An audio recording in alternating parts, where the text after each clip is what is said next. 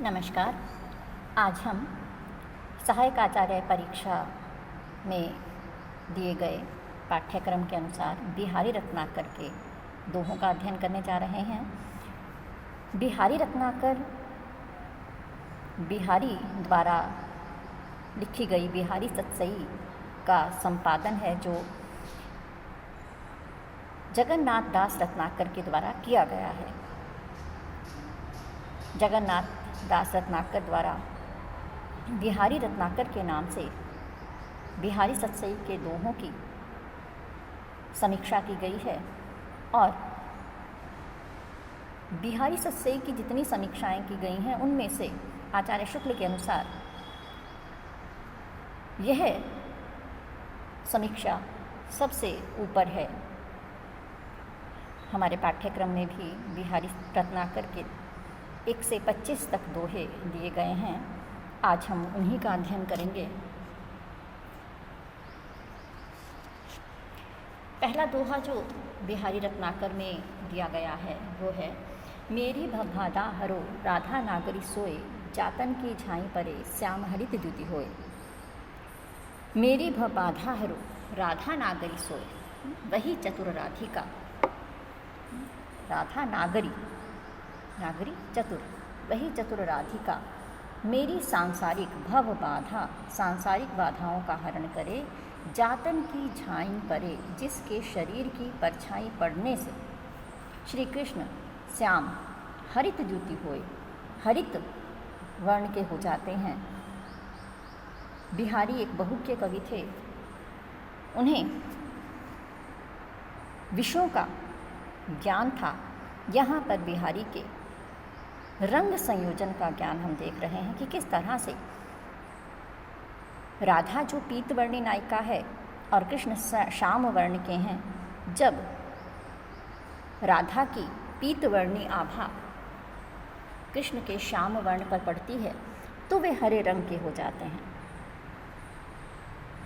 दूसरे अर्थ में, वही चतुर राधिका मेरी सांसारिक बाधाओं का हरण करे, जिसके शरीर की परछाई पड़ने से सारी कालिमाएँ, सारे पाप हरण हो जाते हैं, दूर हो जाते हैं, उनसे हमारी मुक्ति हो जाती है। तीसरे अर्थ में अगर हम लेते हैं तो वही चतुर राधिका मेरी सांसारिक बाधाओं का हरण करे, जिनके शरीर की परछाई पड़ने मात्र से, जिनकी शरीर की झांकी मिलने मात्र से श्री कृष्ण प्रसन्न हो जाते हैं, हरित द्युति होए, हरे भरे हो जाते हैं, प्रसन्न हो जाते हैं। वही राधिका मेरी सांसारिक बाधाओं का हरण करे। इस तरह से श्लेष से अनेक अर्थ हैं जो इसके लिए जा सकते हैं। ये 3 प्रमुख अर्थ हैं जो हमने लिए हैं।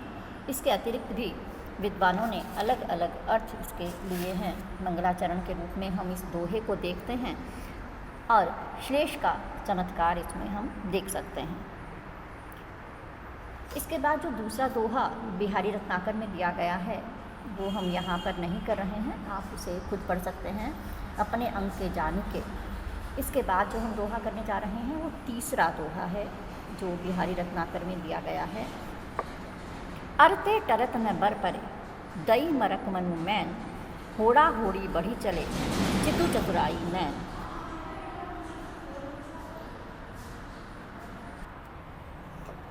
अरते टरत न बर परे, दई मरक मनु मैन, होड़ा होड़ी बढ़ी चले, चितु चतुराई नैन। नायिका में नए यौवन का आगमन हो गया है। उस नव यौवना नायिका की शोभा बहुत बढ़ गई है। उसी की प्रशंसा करते हुए नायक कहता है, अरते टरत न बर परे, अर हठपूर्वक डट जाना, अरते हठपूर्वक डट गए हैं, टरत न हटते नहीं, बर परे, बर बल, और यहाँ पर हम अर्थ लेंगे उत्साह, उत्साह से भर गए हैं, हठपूर्वक डट गए हैं और उत्साह से भरे हुए। दई मरक मनु मैन, मरक शिक्षा, मनु मानो, मैन कामदेव, मानो कामदेव ने इन्हें शिक्षा दे दी है, मानो कामदेव ने इन्हें शिक्षा दे दी है, इसलिए होड़ा होड़ी बढ़ी चले चितु चतुराई मैन। होड़ा होड़ी परस्पर जो स्पर्धा है उसके कारण चित्त, हृदय, चतुराई और नेत्र एक दूसरे की होड़ करते हुए बढ़ रहे हैं।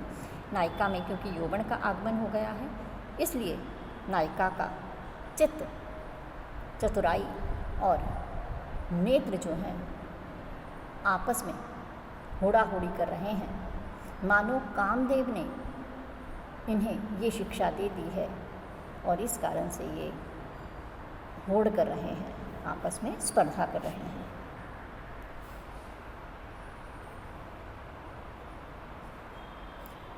ओरे ओप कनिन कन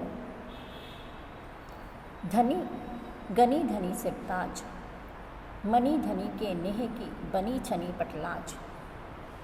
ओरे ओप, और ही प्रकार की ओप चमक है किस कनिन कन, आँखों की पुतलियाँ, कनिका आँखों की पुतली, तो आँखों की पुतलियों की जो चमक है वो और ही तरह की है।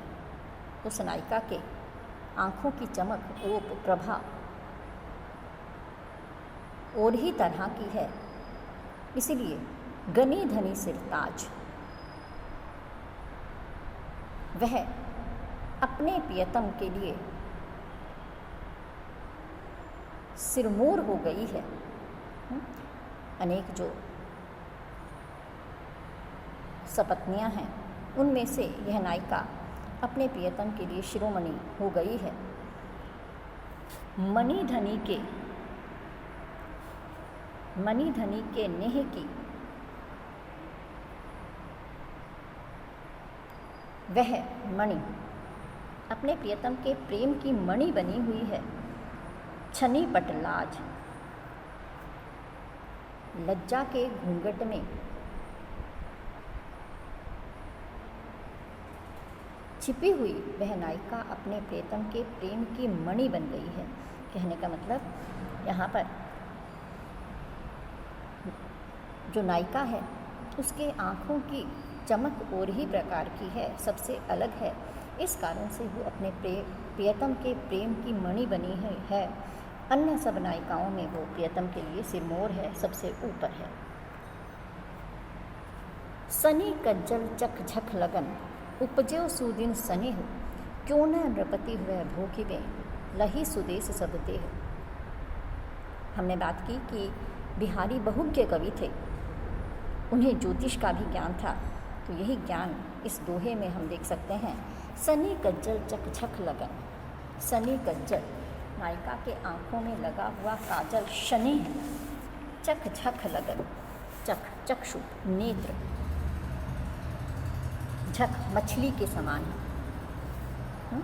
उस नायिका के आँखों का काजल शनि के समान है और उसके नेत्र जो है वो मछली के समान है, झक के समान है। और ऐसे में इस लगन में उपजो सुदीन स्नेह, नायक के मन में उस नायिका के प्रति स्नेह रूपी बालक का जन्म हो गया है, प्रेम का जन्म हो गया है, प्रेम का उदय हो गया है। क्यों न नृपति हुए भोगी वे, लही सुदेश सब देह। अब वह प्रेम रूपी बालक राजा बनकर के, क्यों न नृपति, नृपति राजा, राजा बनकर के उस शरीर रूपी देह पर राज्य क्यों नहीं करेगा, उस पर पूर्ण अधिकार क्यों नहीं करेगा।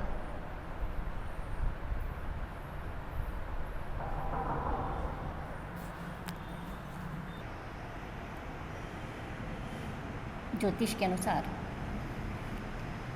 शनि का मीन लग्न में होना मनुष्य को राजा बनाता है। इसीलिए बिहारी कहते हैं सनी कज्जल चक झक लगन। लेकिन राजा बनने के लिए इतना ही पर्याप्त नहीं है, ग्रहों का यथेष्ट स्थान पर होना भी आवश्यक है। इसलिए बिहारी ने एक शब्द का प्रयोग किया है सुदिन। तो सुदिन से यह विदित होता है कि बाकी सारी स्थितियाँ भी अनुकूल होनी चाहिए। ऐसे में सुदिन में अनुकूल स्थितियों में प्रेम का जन्म हुआ है। अब वो प्रेम नायिका के शरीर रूपी देश का भोग करेगा, यानी कि राजा बनेगा। सालती है नटसाल सी क्यों निकसती नाही, मनमथ ने जा नोक सी खुबी खुबी जिए माही। श्रृंगारिक दोहा है। सालती है नटसाल सी, नटसाल कांटे की नोक, नष्ट शल्य यानी कि नोक जिसकी बहुत तेज है। सालती है नटसाल सी, कष्ट देती रहती है। जैसे कोई धारदार भाला हृदय में चुभ जाता है तो वो दुख देता है। तो नटसाल सी, नटसाल के समान सालती रहती है। क्यों निकसती नाही, किसी भी प्रकार से निकलती नहीं है। मनमथ नेजा नोक से, मनमथ कामदेव, नेजा भाला, नोक कामदेव के भाले की नोक के समान।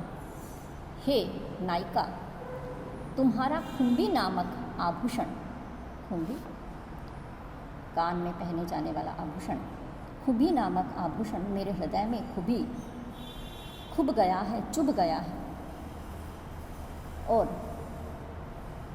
अब ये मुझे किसी भी तरह से चैन नहीं लेने देता। श्रृंगारिक दोहा है। कवि बिहारी के अनुसार नायक के हृदय में नायिका का कान का आभूषण, खुबी नाम का आभूषण जो है वो चुभ गया है। उसका सौंदर्य जो है नायक को भा गया है और हृदय जो है वो बार बार उसी को देखने के लिए व्याकुल रहता है। इसलिए कवि कहते हैं कि किसी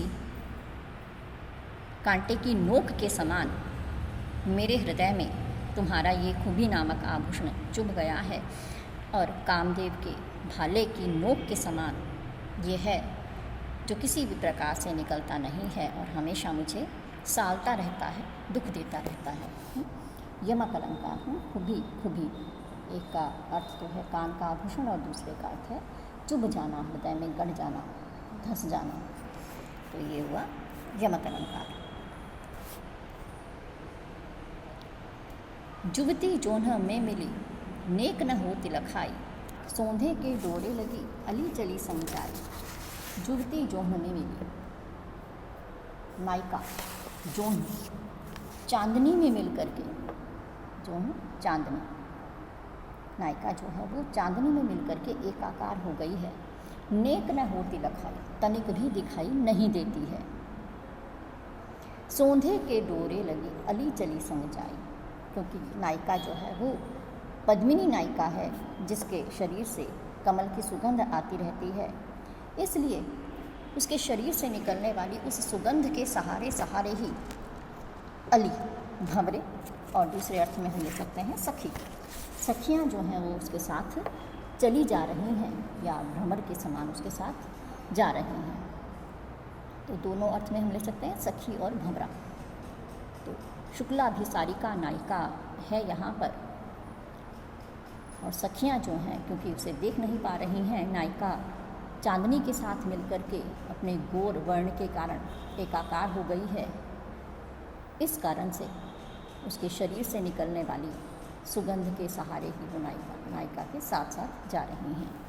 शुक्लाभिसारिका नायिका है, मिलित उन्मिलित अलंकार है। हाँ जी, अब हम अगला दोहा करते हैं 9 नंबर। हूँ रीझी लखी रीझी हूँ, छबई छबीले लाल, सोन जुई सी होती दुती, मिलत मालती माल। नायिका की सखी या दुती जो है वो नायिका के शरीर की जो सुनहरी आभा है उसकी प्रशंसा नायिका के सामने करती है। किस तरह से? हूँ रीझी हूँ, मैं तो उस पर रीझ गई हूँ। हूँ रीझी, मैं तो रीझ गई हूँ। लखी रीझी हूँ, छबई छबीले लाल, तुम भी उसे देख करके हे छबीले नायक, तुम भी उसकी इस झलक को देख करके उस पर रीझ जाओगे, इस छवि को देख करके रीझ जाओगे।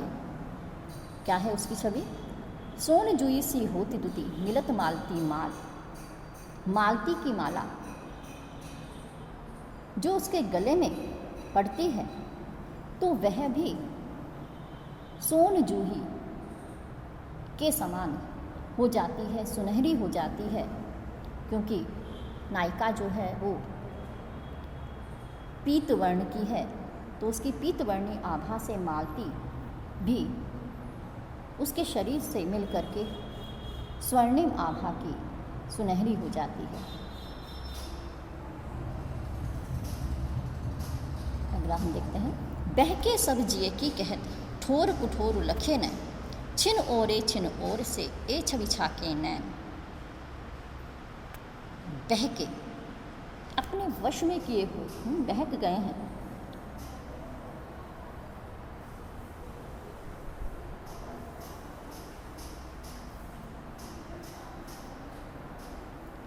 नायिका का मन जो है वो किसी और के वश में हो गया है और नेत्र भी उसी के वशीभूत हैं, इस कारण से बहक गए हैं। बहके सब जिए की कहत, बहक करके अपने हृदय की बात कह देते हैं। ठोर कुठोर लखे न, ठोर कुठोर स्थान सही है कहने का या नहीं है, अवसर है या नहीं है, ये भी नहीं समझते हैं। छिन ओरे छिन ओर से, क्षण भर में कुछ और होते हैं ये नेत्र और क्षण भर में बदल करके कुछ और हो जाते हैं। ए छवि छाके नैन, उस प्रियतम के सौंदर्य का पान करके तृप्त हुए ये नेत्र, उस मदिरा का पान करके तृप्त हुए ये नेत्र क्षण में कुछ और होते हैं और क्षण भर में कुछ और हो जाते हैं और इसी से बहक गए हैं। ये भी नहीं देखते कि बात कहाँ कहनी चाहिए, कहाँ नहीं कहनी चाहिए। बहक जाते हैं और अपने हृदय की सारी बात कह देते हैं। पूर्वानुरागिनी नायिका जो है वो अपनी बात अपनी सखी से कह रही है कि मेरे नेत्र तो जो हैं वो उसके सौंदर्य की मदिरा का पान करके मतवाले हो गए हैं, बहक गए हैं, इसलिए ये ठोर कुठोर भी नहीं देखते हैं, अवसर अनवसर नहीं देखते हैं, स्थान उचित है या नहीं है ये भी नहीं देखते हैं।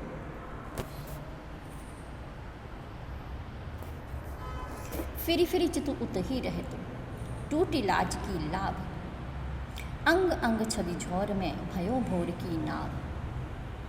फिर फिर चित उत ही रहे तो, पूर्वानुरागिनी नायिका अपनी सखी से अपने प्रेम के बारे में कहती है। फिर फिर चित उत ही रहे तो, मेरा हृदय तो बार बार वहीं जाता है, फिर फिर कर घूम घूम के वहीं जाता है, उस नायक की ओर ही जाता है। टूटी लाज की लाभ, लाभ रस्सी, लाज रूपी रस्सी जो है वो टूट गई है। जिस लाज की रस्सी से ये हृदय बंधा हुआ था अब वो रस्सी टूट गई है। जिस तरह से नाव की रस्सी टूट जाने पर वह भंवर में खो जाती है, वैसे ही मेरा मन भी बार बार उधर ही जाता है क्योंकि अब लाज की रस्सी टूट गई है। अंग अंग छवि झोर में भयो भौर की नाव, मेरा यह मन छवि रूपी सौंदर्य रूपी उस नद में झोर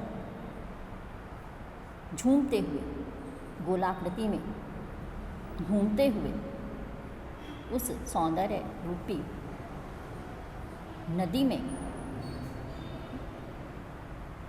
घूमते हुए भयो भोर की नाव, उस भंवर की नाव की भांति हो गया है और बार बार वहीं जाकर के उसी के पास घूमता रहता है।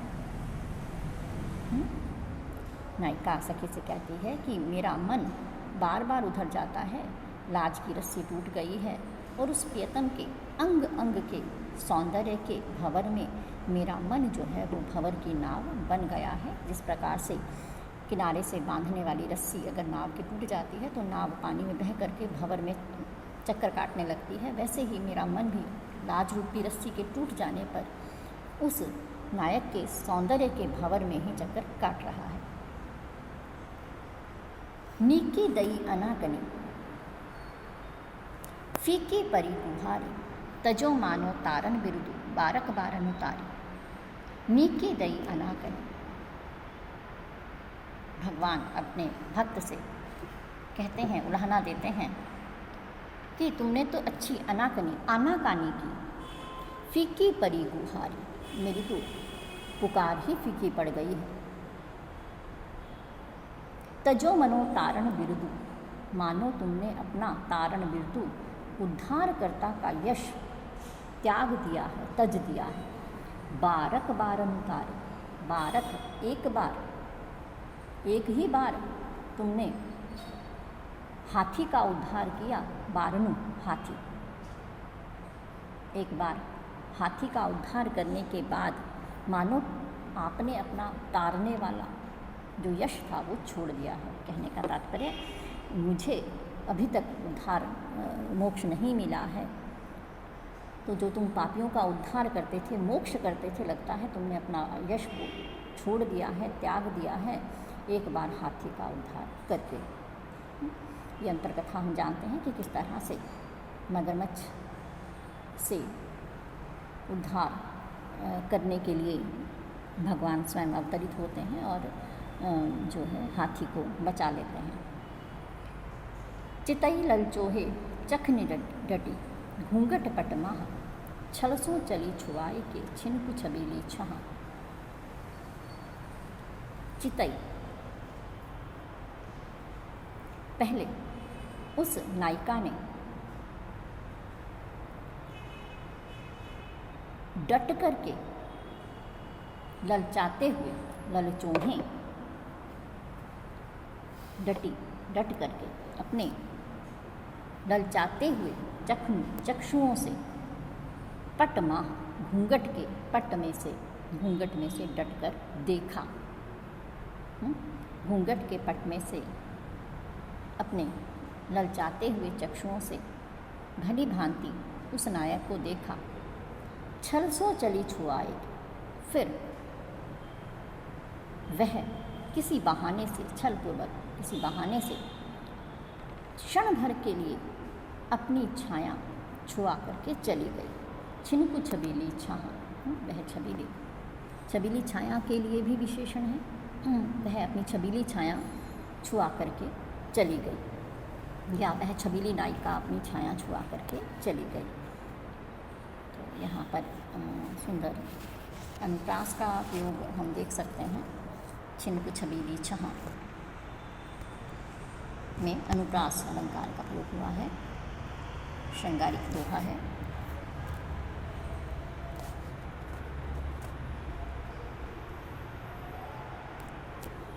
जोग जुगती सिखय सबे मनो महामुनि मैन चाहतो प्रिय अद्वैतता काननु सेवतु नैन।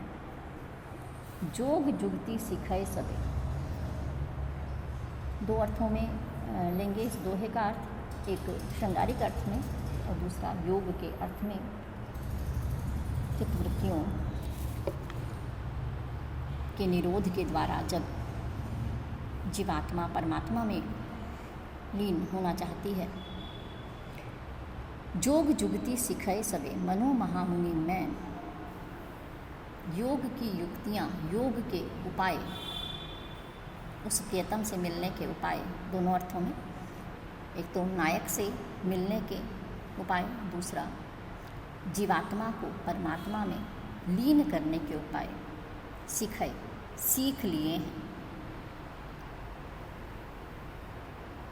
मनो महामुनि मैन, मानो महामुनि कामदेव से, प्रियतम से एकाकार होने के सारे उपाय इन्होंने सीख लिए हैं, साधकों ने और नेत्रों ने सीख लिए हैं। चाहतो प्रिय अद्वैतता काननु सेवत नैन, इसलिए कानों तक विस्तृत, कानों तक विस्तृत ये नेत्र अपने प्रियतम नायक से अद्वैत होना चाहते हैं, उसके साथ एकाकार हो जाना चाहते हैं, उससे संयोग चाहते हैं। दूसरे अर्थ में योगियों ने योग की सारी युक्तियाँ सीख ली हैं, इसलिए वे कानन वनों में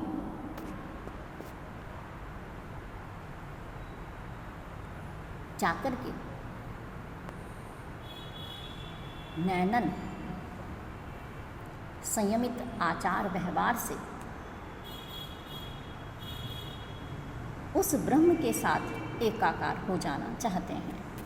तो हम दो अर्थों में लेंगे, एक तो योग के अर्थ में और दूसरा श्रृंगार के अर्थ में। योगी जो हैं वो वनों में जाकर संयम करके उस ब्रह्म से एकाकार हो जाना चाहते हैं, और दूसरे अर्थ में नायिका के नेत्र जो हैं वो कानों तक विस्तृत हैं, सुंदर हैं, विशाल हैं।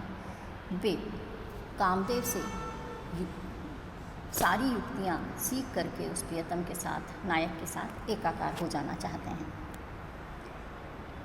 खरी पातली कान की कौन बहाऊं बानी, आँख कली न रली करे, अली अली जिए जानी।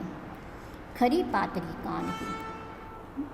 कान की पतली जो किसी की बात को सुनकर उस पर शीघ्रता से विश्वास कर ले, तो नायिका की सखी नायिका को कहती है कि है नायिका, तू कान की पतली है, यानी कि किसी की भी बात पर बड़ी ही शीघ्रता से तुम विश्वास कर लेती हो।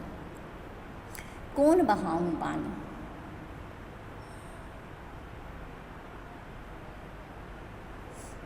तुम्हारी ये जो आदत है, प्रकृति है, वो बहा देने योग्य है, तुम्हें नष्ट करने योग्य है। तुम्हारी ये जो वाणी है, आदत है, वो तुम्हें ही नष्ट करने योग्य है। आँख कली न रली करे। हे सखी, वास्तविकता ये है कि अली भंवरा कभी भी आँख की कली पर नहीं बैठता है। अली जिए जानी, हे सखी, तुम अपने हृदय में ये बात जान लो कि भंवरा जो है कभी भी आँख की कली पर नहीं बैठता है, विहार नहीं करता है। यानी कि बाकी सारी नायिकाएं जो हैं वो आँख की कली के समान हैं, इसलिए निश्चित रूप से वह उनके पास नहीं जाएगा। तुम किसी की भी बात पर विश्वास करना छोड़ दो। पिए बिछुरन को दुस्सह दुख, हर्ष जात व्यवसार, दुर्योधन लो देखियत तजत प्राण इहें बार। पिए बिछुरन को दुस्सह दुख, प्रियतम से बिछुड़ने का असहनीय दुख है, और दूसरी तरफ हर्ष जात व्यवसार, अपने मायके जाने का हर्ष भी है, नायिका को प्रसन्नता भी है। दुर्योधन लो देखियत तजति प्राण इहें बार, लगता है दुर्योधन की भांति यह नायिका इसी बार अपने प्राणों का त्याग कर देगी। दुर्योधन के संबंध में है कि उन्हें एक शाप था कि हर्ष और शोक जब दोनों एक साथ व्यापेंगे तब दुर्योधन की मृत्यु होगी। तो यहाँ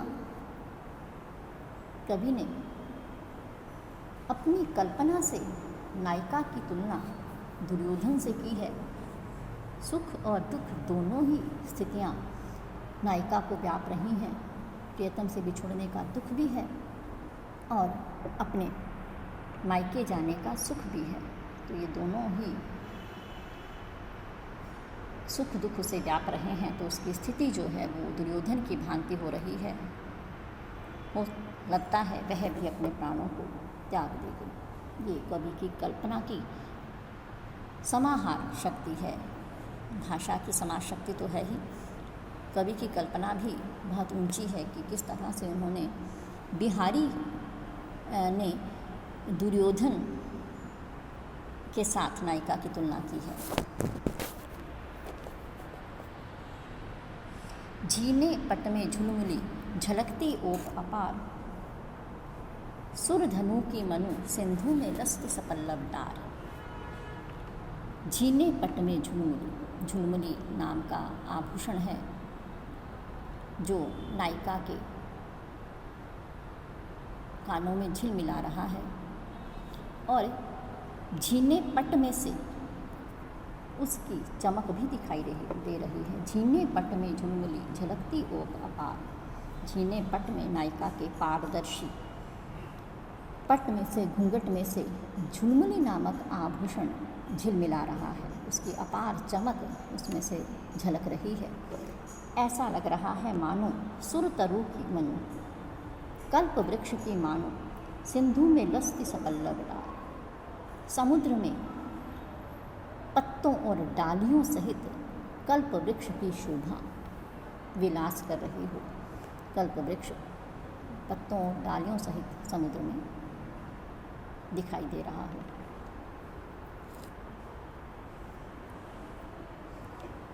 डारे ठोडी गाढ़ गही नैन बटोही मारी, चिलक चौंध में रूप ठग हाँसी फांसी डारी। डारे ठोडी गाढ़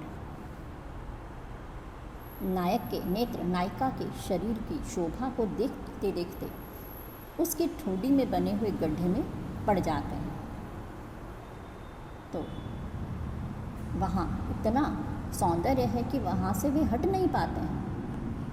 इसी को कवि किस तरह चित्रित करते हैं, डारे ठोडी गाढ़,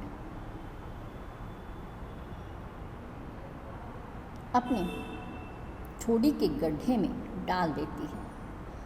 गही नैन बटोही मारी, अपने नेत्र रूपी राहगीरों को मार करके पकड़ करके वह ठोडी के गड्ढे में डाल देती है। चिलक चौंध में रूप ठग, और चिलक रूपी चकाचौंध में रूप रूपी ठग उन्हें फंसा लेता है। हाँसी फांसी डाली, और हंसी रूपी फंदा वह गले में डाल देती है। रूप रूपी ठग अपने सौंदर्य की चकाचौंध में हंसी का फंदा डाल करके वह नायिका नेत्र रूपी राहगीरों को ठोडी के गड्ढे में डाल देती है।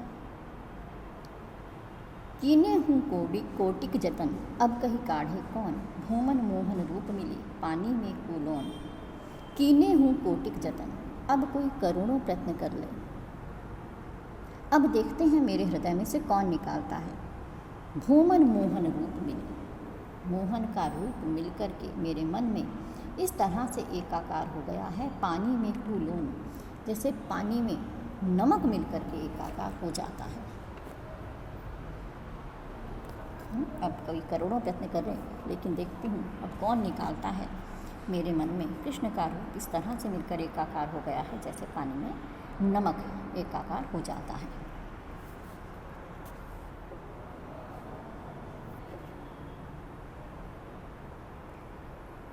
लग्यो सुमनु वह सफलो, आतप रोष निवारी, वारी वारी आपनी सींची सुहृदता वारी।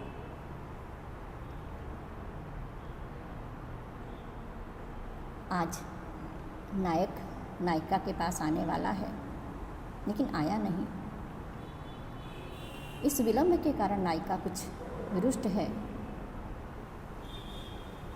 तो अंतरंग सखी क्या कहती है, लग्यो सुमनु वह सफलो, आतप रोष निवारी। तुम्हारा प्रेम रूपी पुष्प फूल सुमन लगा है, खिल गया है, तुम्हारा प्रेम सफल हो गया है, इसलिए आतप रोष निवारी, तुम धूप रूपी क्रोध का निवारण करो। तुम्हारा जो प्रेम था, प्रेम रूपी पुष्प था, वो अब फलित हो गया है, फलित हो रहा है। ऐसे में तुम रोष का निवारण, क्रोध का निवारण करो। जिस तरह से खिले हुए फूल पर तेज धूप पड़ती है तो उसे नष्ट कर देती है, तो तुम भी अपने इस प्रेम को बचाने के लिए क्रोध का निवारण करो। बारी आपनी सिंची सुहृदता वारी। हे बावली, अब तुम्हारी बारी है, इसलिए तुम सहृदयता रूपी जल से उसे सींचो, इनकी सहृदयता दिखाओ बजाय क्रोध दिखाने के। जैसे खिले हुए फूल में अगर वाटिका में पानी दिया जाता है तो वह मुरझाता नहीं है, ऐसे ही तुम्हारा प्रेम है, नायक के मन में तुम्हारे प्रति भी प्रेम आया है, तो तुम क्रोध का निवारण करो और सहृदयता दिखाते हुए उसे स्वीकार करो और क्रोध से उसे नष्ट मत करो। अजो तरियो ना ही रहो श्रुति सेवत एक रंग, नाक बास बेसरी रहो बसी मुक्तन के संग। अजो तरियो ना ही रहो, तरियो ना कान का आभूषण, श्रुति सेवत एक रंग, कान का आभूषण अभी तक तरोना ही है, साधारण ही है। दूसरी ओर, क्योंकि वो साधारण सोने का बना हुआ है इसलिए विशेष महत्वपूर्ण नहीं है। दूसरी ओर नाक बास बेसरी लयो बसी मुक्तन के संग, नाक का आभूषण बेसरी, बेसरी जो नाक का आभूषण है,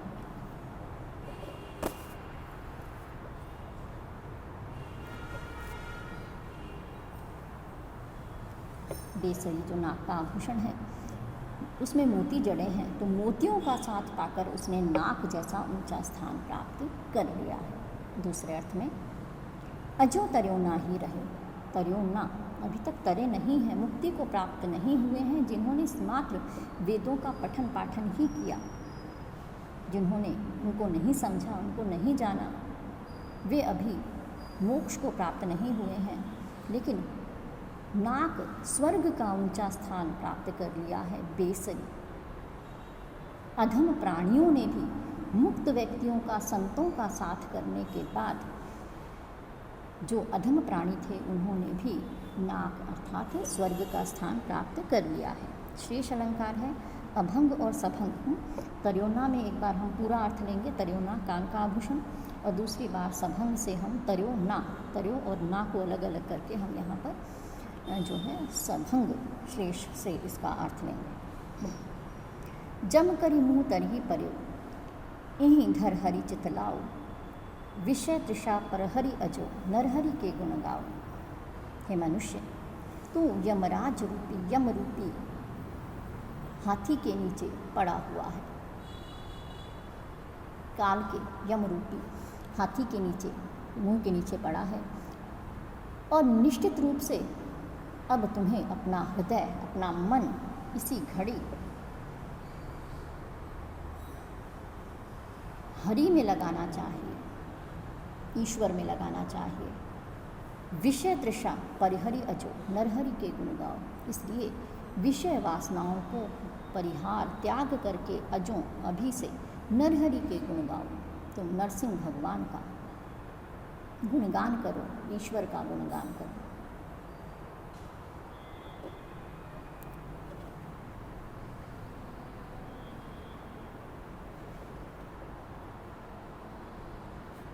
पलनु पीक अंजनु अधर, धरे महावरु भाल, आजु मिले सु भली करी, भले बने हो लाल।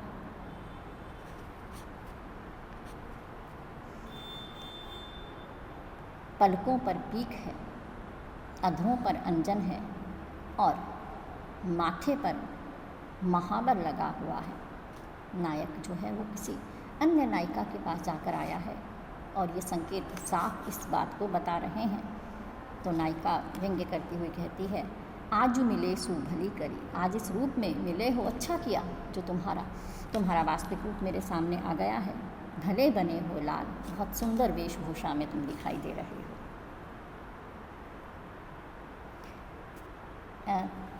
दोहा नंबर 23 और 24 जो है हम यहाँ नहीं कर रहे हैं, आप लोग किताब में से इसको देख सकते हैं। दोहा नंबर 23 और दोहा नंबर 24 जो है आप किताब में से देख करके कर सकते हैं। अगला हम करते हैं, तो पर बारो उर्वशी, सुनी राधिके सुजान, तू मोहन के उर्वशी, हवै उर्वशी समान। तो पर बारो उर्वशी, हे राधा, मैं तुझ पर स्वर्ग की अप्सरा उर्वशी को न्यौछावर करता हूँ। हे सुजान राधिका सुनो, तुम मोहन के उर्वशी, तुम कृष्ण के हृदय में बसी हो, हवै उर्वशी समान, उर्वशी की माला के समान। यहाँ पर सुंदर यमक अलंकार है, उर्वशी, उर्वशी और उर्वशी अभंग भी है और सभंग भी है। तो इस तरह से यमक का ये सुंदर उदाहरण है। इस तरह से आज हमने बिहारी के दोहे किए हैं जो MA पूर्वार्ध के सिलेबस में भी हैं, और इसके अलावा जो है सहायक आचार्य हिंदी के पाठ्यक्रम में भी ये दिए गए हैं। इसके बाद हम पाठ्यक्रम के अनुसार अगला विषय करेंगे। नमस्कार।